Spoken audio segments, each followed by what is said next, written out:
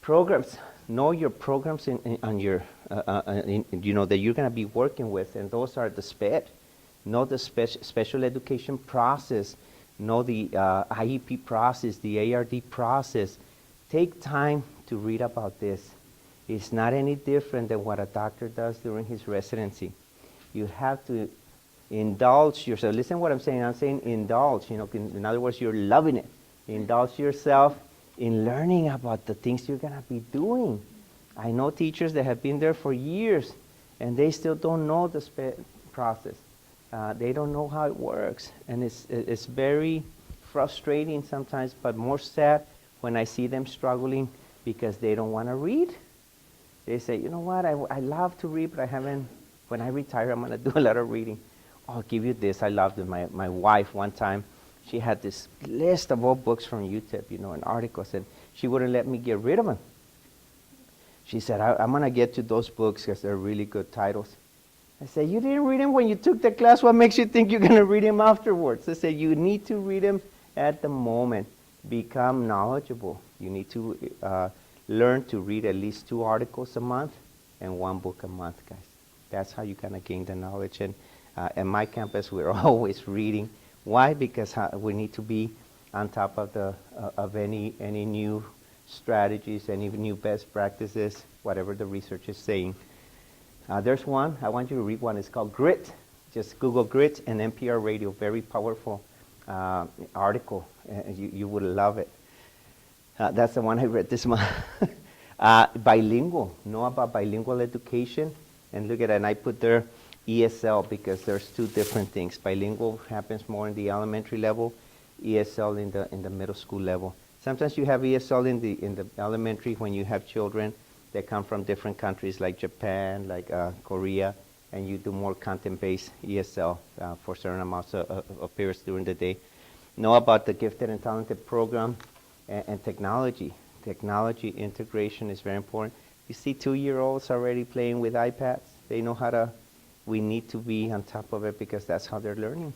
Know your subgroups. This is very important when you look at your reports, your accountability reports.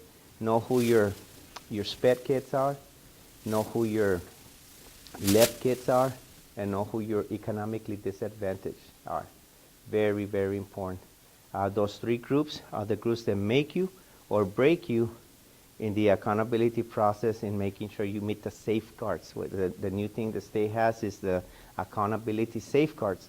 And to meet the accountability safeguards, 50% of each of those subgroups has to pass it.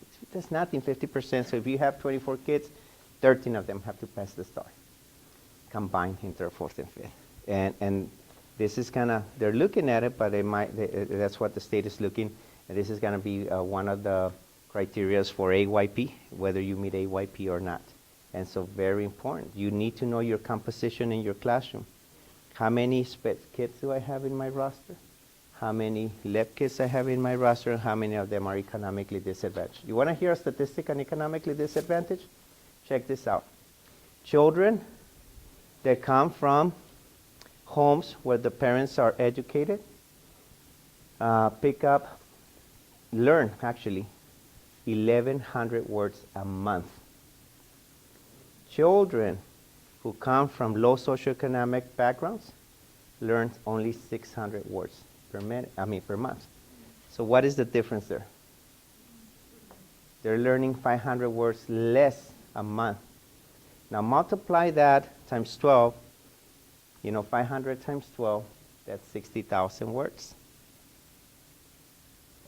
Multiply it times 5 years. By the time the 1st grader that comes into the classroom has 300,000 words less than his counterpart. 300,000 words. And research says that children should be learning 3 to 4 new vocabulary words a day.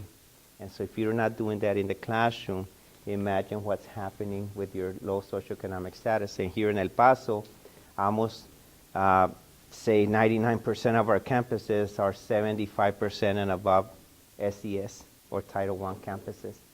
So that is what it is in all El Paso. That means that our children walking into our classroom come with limited vocabulary. Very, very important. And so all those are going to make the difference when you look at your economically disadvantaged.